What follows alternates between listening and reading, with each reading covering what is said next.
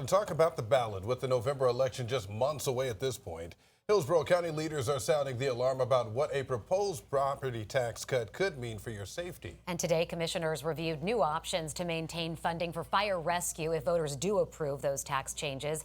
10 Tampa Bay News reporter Angelicia Bruton breaks down what's on the table. After today's meeting, it became clear to county commissioners that adding another tax source alone may not be enough to address the community's growing public safety needs. Right now, they're discussing different ways to diversify funding for fire rescue services ahead of November's property tax vote. We got to make sure that we're continuing to give those services. That's what's important.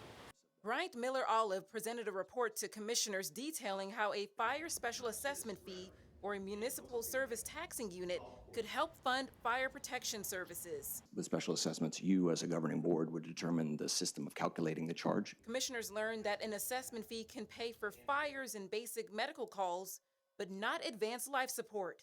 Those ALS services, which we perform a lot of, which are probably about 50% of the calls that we get out there in the field as fire rescue, can't pay for those services for the fire assessment.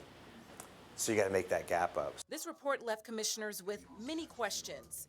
Fire rescue represents about what percentage of the unincorporated millage rate? Commissioners discussed adding another tax source just for fire rescue or dedicating a larger share of revenue from the existing funding sources to fire rescue. It's going to make the special interest hospital groups frantic because they want all of the money. You know, I think that's where you're going to have to make those really tough decisions on what we can and can't do. Angelicia Bruton, 10 Tampa Bay News. By the way, commissioners say the next step here is to watch what happens in the upcoming election.